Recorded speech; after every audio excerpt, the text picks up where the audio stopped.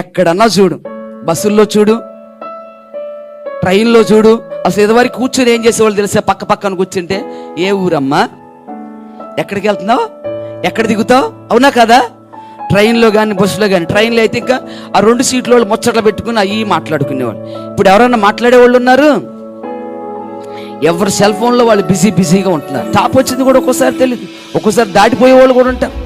ఇదివరకు నిద్రపోయి దాటిపోయేవాళ్ళు అండి.